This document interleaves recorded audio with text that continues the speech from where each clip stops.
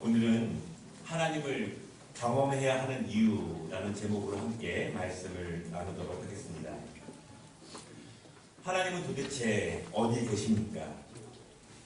지금도 수없이 많은 사람들이 하나님이 어디 계시냐고, 하나님이 계신 것이 맞냐고 묻고 있습니다. 그래도 비교적 평온할 때, 그래도 비교적 기도하고 찾아갈 수 있을 때에는 잘 묻지 않는 질문이 있지만, 정말 괴로울 때, 정말 견디기 힘들 때, 정말 어려운 일이 있었을 때 하나님이 어디 계시는지를 찾게 됩니다. 정말 하나님이 나와 함께 계시는지, 내 길을 인도하고 계시는지를 우리는 묻게 됩니다. 신앙생활을 오랫동안 하신 분이 이런 고백을 합니다. 저는 제가 하나님과 아주 가까이 있다고 믿었습니다. 하나님이 제 길을 인도하셨고 하나님께서 그럭저럭 제 삶을 평안하게 인도해 주고 계시다고 저는 믿었습니다. 그런데 어느 날 문득 이런 생각을 하게 됩니다. 어제도 오늘과 같은데, 오늘도 지난달과 같은데, 그리고 다음 달도 이번 달과 별 다른 것이 없는데 정말 하나님께서 내 삶을 인도해 주고 계신 것이 맞는가? 조금씩 나은 길로, 조금씩 선한 길로 인도해 주고 계시는 것이 맞는가? 이렇게 생각을 합니다. 또한 이렇게 고백합니다. 정말 하나님이 계시다면 내가 그분을 만난 것이 분명한가? 내가 어떻게 하나님을 만났었나? 내가 하나님을 만난 것이 분명하다면 지금도 내 경험에 생생하게 분명하게 남아있는가? 하나님을 만난 것 같기도 하고 안 만난 것 같기도 한 애매한 그런 모습이 여전히 있다라고 하는 그런 고백입니다. 여러분들은 지금 하나님을 만나고 계십니까? 만나고 계시다면 어떻게 만나고 계십니까? 하나님이 어디에 계십니까? 이렇게 물으면 어떤 분들은요, 하나님은 저 멀리 계십니다. 이렇게 말하는 분도 있습니다. 어떤 분들은 하나님은 내 마음속에 계십니다. 이렇게 말하는 분도 계십니다. 하나님은 어디에 계실까요? 하나님은 저 멀리 계실까요? 아니면 다른 사람들의 마음속에만 계실까요? 내 마음속에는 하나님이 계시지 않는 것일까요? 명절을 맞이해서 한 가족이 시골에 갔는데요. 깊은 밤이 되어서 아빠와 아주 어린 아들이 밤하늘의 별들을 보고 있습니다. 수없이 많은 작은 별들이 빛나고 있습니다. 그때 별 하나가 쭉 움직이는데 아이가 그것을 보고 웃습니다. 아빠, 별이 움직인다. 그때 아빠가 말하기를 저거는 비행기야. 멀리 보이고 별처럼 보이지만 비행기가 지금 움직이고 있는 거야. 아이가 말합니다. 아빠, 비행기가 저렇게 작아? 비행기가 정말 작다. 서울에 올라온 아빠가 아들을 데리고 공항에 갔습니다. 그리고 바로 눈앞에서 바로 창 너머에 보이는 큰 비행기 앞에 아들을 서게 했습니다. 그리고 묻습니다. 아들아, 비행기가 얼마나니? 정말 작니? 아니 아빠, 이렇게 가까이서 보니 비행기가 정말 크네. 가까이서 보니 이렇게 큰지 정말 몰랐어. 나는 저 하늘의 별처럼 아주 작고 아주 멀리 있는지만 알았지. 이렇게 이야기를 합니다. 하나님이 어디 계실까요? 멀리서만 하나님을 찾으면 하나님은 아주 작고 멀리 계신 분으로만 알게 됩니다.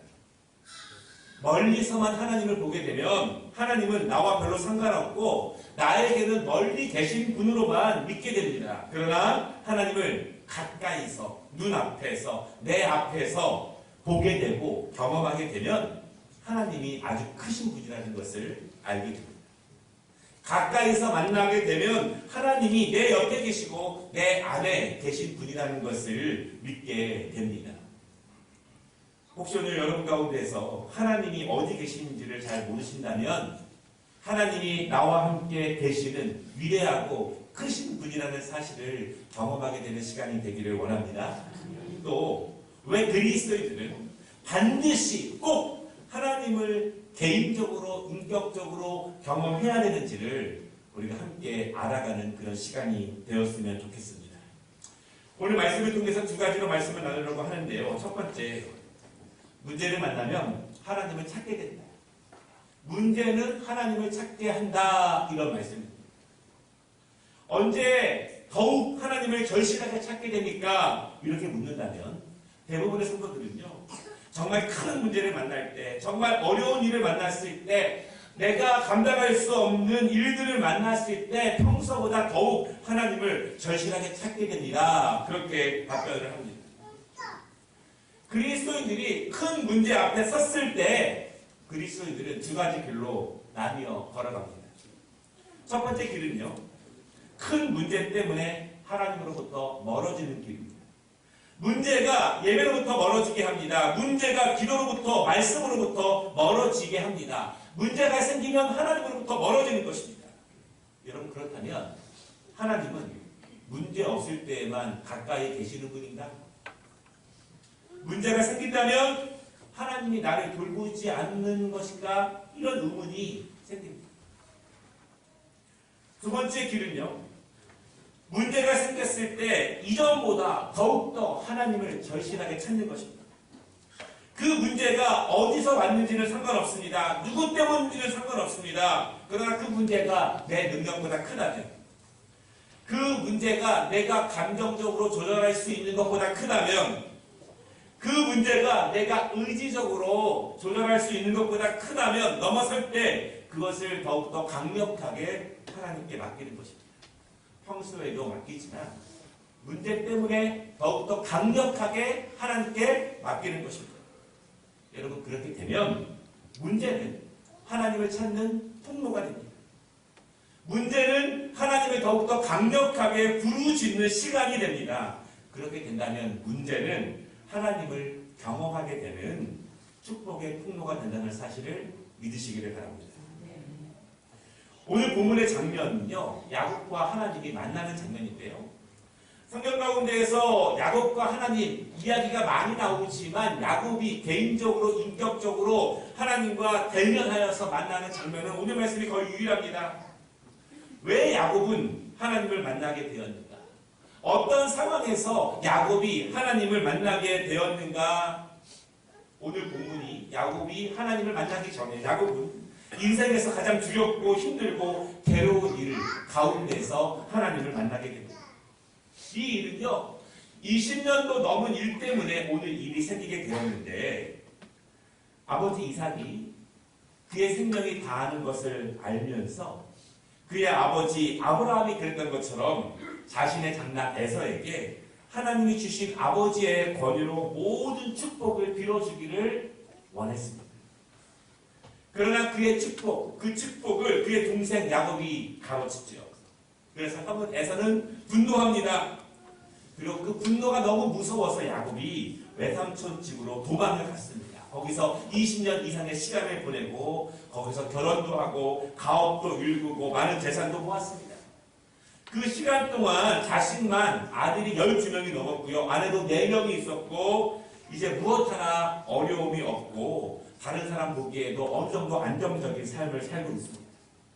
고생을 했지만 어려움은 있었지만 종살이는 했지만 종살이를 긍정적으로 생활하면서 어느 정도 안정된 삶을 꾸리고 있습니다. 그런데 그가 그동안 경험하지 못한 더 큰 어려움, 그 문제가 지금 닥치고 있는 거예요.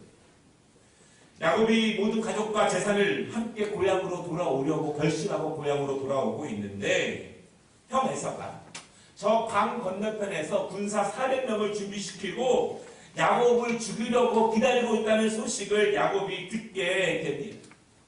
여러분, 사실 형제밖에 없는데 20년 만에 만난다면 얼마나 반갑겠습니까? 그러나 반갑지가 않은 거예요. 야곱이 돌아온다는 소식을 들고 이 자신의 축복을 뺏어간 야곱을 죽이려고 에서가 20년 동안 이를 갈며 준비하고 있는 것입니다. 야곱이 지금 얼마나 두려워하고 있는지 32장 7절에 보면 그 말씀이 나타나 있는데요. 야곱이 심히 두렵고 답답하여 자기와 함께한 동행자와 양과 소와 낙타를 두 떼로 나누고, 야곱이 심히 두렵고 답답하다 그렇게 말합니다. 너무 두려운 거예요. 이 상황이 감당이 안 됩니다. 그동안 어려움이 있을 때 잘 넘겼지만 오늘 이 위기는 내 힘으로 어찌할 수 없는 그런 위기입니다. 여러분, 큰 일을 만나게 되면 어떡하죠? 보통은 살 길을 찾으려고 애씁니다. 머리를 씁니다. 어떻게 상황을 극복해야 되는지를 연구를 해봅니다. 돌파구를 찾습니다. 그런데 그런 생각들이요, 인간적인 생각일 때가 많습니다. 그것으로 문제가 해결되지 않을 때가 훨씬 더 많습니다.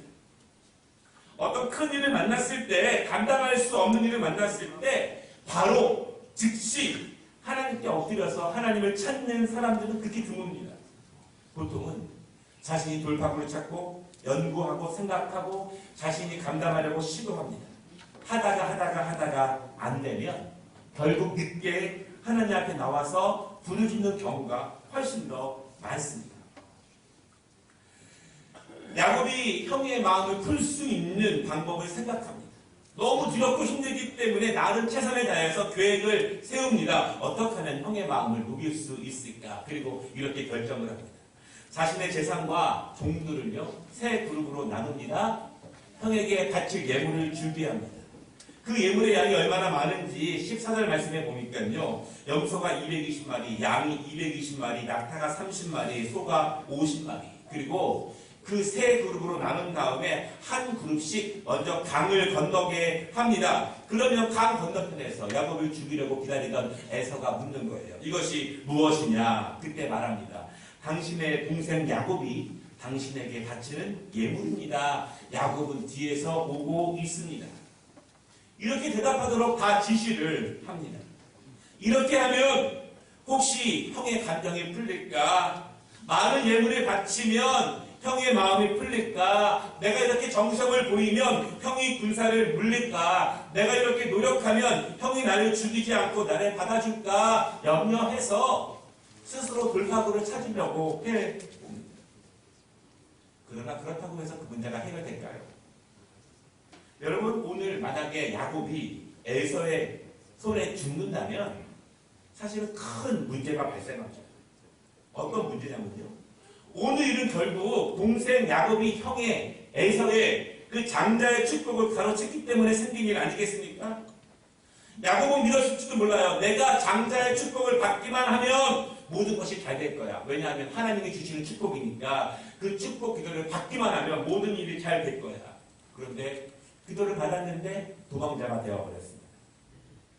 외삼촌 집에 가서도 속으면서 20년 만이나 종살이를 했습니다. 장자의 축복을 받았는데 이 길이 맞는 것인가? 이것이 축복받은 그 길이 맞는가? 그러나 돌아보니요, 너무 힘들었지만 그래도 어려운 시기를 잘 극복해서 아내도 얻고 자녀도 많이 낳고 재산도 많이 얻었습니다. 그런데 형을 만나서 여기서 죽음 운명에 처한 것입니다. 이제 조금 살만한데, 이제 조금 고생이 끝나고 여유가 생기는데 여기서 형을 만나서 모든 것을 잃어버린다면 이것이 장자의 축복이 맞는가? 하나님이 주시는 장자의 축복은 이렇게 고생하다가 조금 살만할 때 그냥 죽음으로 끝나는 것이 장자의 축복이 맞는가? 이것이 하나님이 주시는 복인가? 이것에 대한 의문이 생길 수밖에 없습니다. 야곱은 자식도 많이 얻었지만 재산도 많아졌지만 그것으로 오늘 그가 당하고 있는 문제를 해결할 수는 없습니다. 그동안 많은 어려움들이 있었습니다. 잘 극복했습니다. 그러나 지금까지 당해온 문제와는 차원이 다른 문제를 만나게 됩니다. 어떻게 감당해야 할까요? 오늘 말씀의 두 번째는요, 문제를 만났을 때 하나님을 가까이서 만나면 하나님의 크신 능력을 보게 된다는 것입니다. 세 그룹으로 나눠서 모두 강으로 보냈습니다. 강 건너편에 건너갔습니다. 아들과 자식도 보낸 거예요. 이제는 두려움 가운데 혼자만 남았습니다. 걱정이 됩니다. 그 장면에 성경이 이렇게 표현하는데 24절에 보니까 야곱이 홀로 남았더니, 홀로 남는다는 것은 힘듭니다. 외롭습니다. 슬픕니다. 누구도 내 마음을 알지 못합니다. 이 세상에 나만 남은 것 같습니다. 이 모든 상황과 어려움을 모두 내가 감당해야만 합니다. 아내도 자식도 이 마음을 알겠습니까? 모든 문제를 내가 감당해야 하는데 이 상황이 너무 어렵고 이 짐이 너무나 무겁습니다. 너무 두렵고 심적으로 너무 힘듭니다. 홀로 그 밤을 지새우는 야곱의 마음은요, 깊은 신음과 낙담과 깊은 절망과 걱정에 사로잡혀 있는 모습을 보게 됩니다. 그때 하나님이 찾아오십니다. 그 절망이 가장 깊을 때, 그 걱정이 가장 깊을 때, 그 염려와 삶의 짐이 가장 무거울 때, 그때 하나님이 야곱을 찾아오십니다. 어쩌면 홀로 지새우며 하나님을 만나기 위해서 모두 보내고 그 자리에 깜깜한 밤에 홀로 있었는지도 모르겠습니다.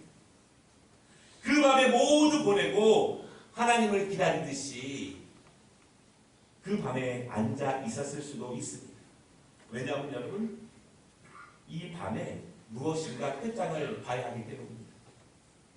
이 밤에 어떤 일이 나지 않으면, 이 밤에 저 강 건너편에서 어떤 일이 벌어지지 않으면, 이 밤에 형 에서의 마음에 어떤 일이 벌어지지 않으면 내일 야곱은 죽게 되는 것입니다. 이 밤에 어떤 일이 벌어지지 않으면 그동안 모든 것이 다 허무하게 사라져버리는 시간이기 때문에 야곱은 그 밤에 홀로 앉아서 이 밤에 특별한 어떤 일이 일어나기를 사모하는 마음으로 그 밤을 기다리고 보내고 있는 것입니다. 그때 하나님이 야곱을 찾아오셨어요. 야곱이 기다리고 있는 그 자리로 하나님이 오십니다. 여러분이 하나님을 기다리면 하나님이 오신다는 것 믿으시기를 바랍니다. 분주한 세상 가운데 나를 정결하게 나의 시간을 하나님께 온전히 드리며 기다리면 하나님이 찾아오십니다. 야곱은 하나님을 만나게 됩니다. 하나님을 경험하게 됩니다. 그것을 성경은요, 야곱이 하나님과 씨름했다 그렇게 말하고 있습니다. 씨름, 야곱이 하나님과 서로 힘을 겨루었다 그렇게 말하고 있습니다. 여러분 씨름 해보셨습니까? 하나님과 씨름 해보셨습니까? 사실은 우리 모두는 나름대로 하나님과 항상 씨름하는 사람들입니다. 한 신학자가 이 말씀을 이렇게 해석합니다. 많은 사람들은 항상 하나님과 힘을 겨룹니다. 하나님의 뜻은 이것인데 사람들은 자기의 뜻, 자기의 방향, 자기의 결정을 하나님께 강요한다. 하나님은 다시 하나님의 뜻을 전한다, 선포한다. 그러나 사람들은 또 자기 자신의 뜻을 주장한다. 그리고 하나님의 뜻을 외면한다. 이것이 우리가 겨루고 있는 씨름의 모습이 아닌가. 아마 야곱은 하나님과 이 밤에 이렇게 싸웠을 수도 있습니다. 씨름하는 거예요. 결정이 나야 되는데, 누구 하나가 포기해야 되는데, 누구 하나가 져야 되는데, 이렇게 씨름만 하니 결과가 나오겠습니까?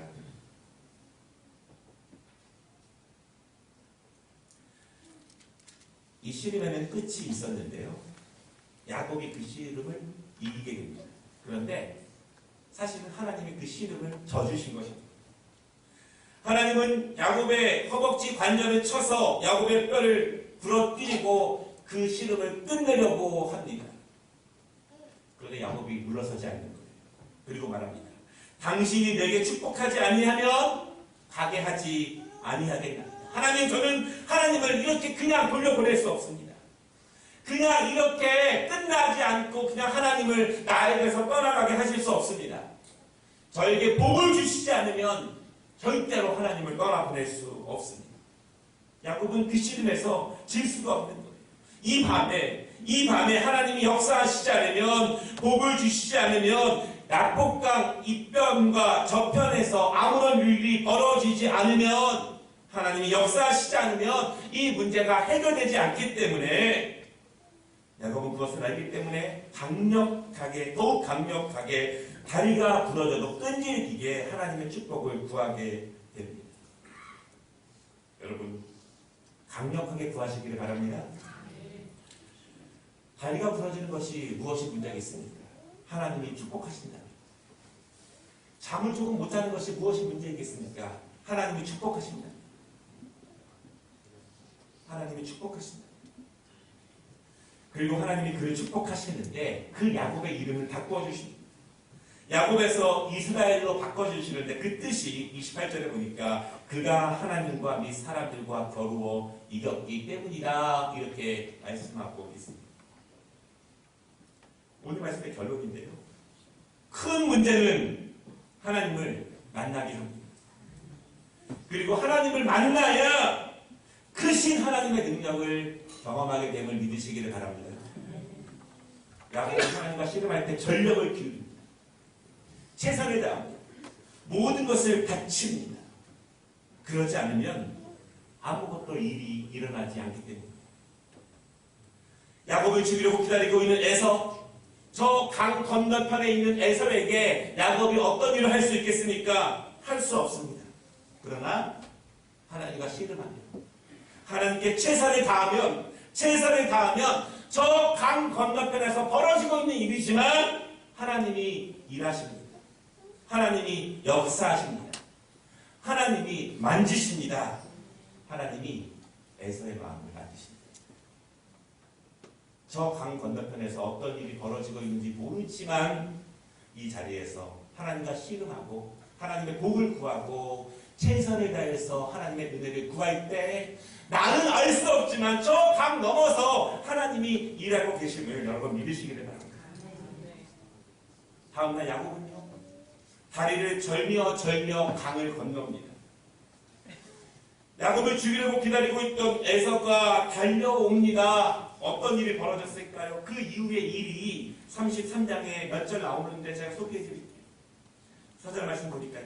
에서가 달려와서 그를 맞이하여 안고 목을 어긋맞추고 그와 입맞추고 서로 웁니다.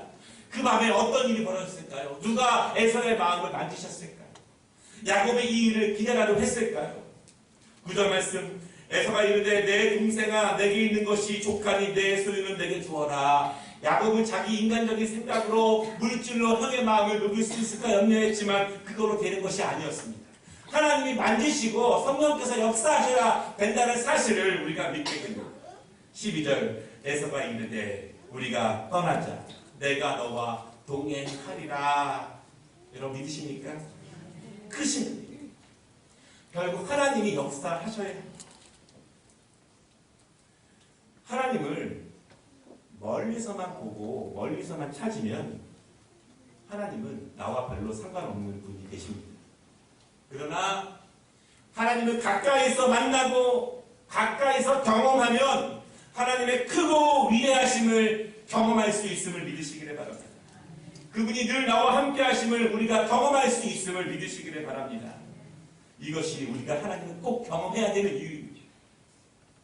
오늘 우리에게 여러 가지 문제와 어려움들은 우리를 힘들게 합니다. 지치게 합니다.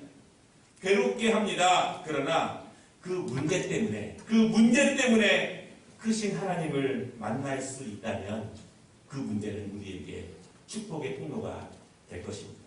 여러분, 각종의 문제가 있을 것입니다. 문제 때문에 하나님을 경험하고 문제 때문에 하나님의 위대하심을 경험하는 축복의 시간 되시기를 주님의 이름으로 축원합니다. 기도하겠습니다.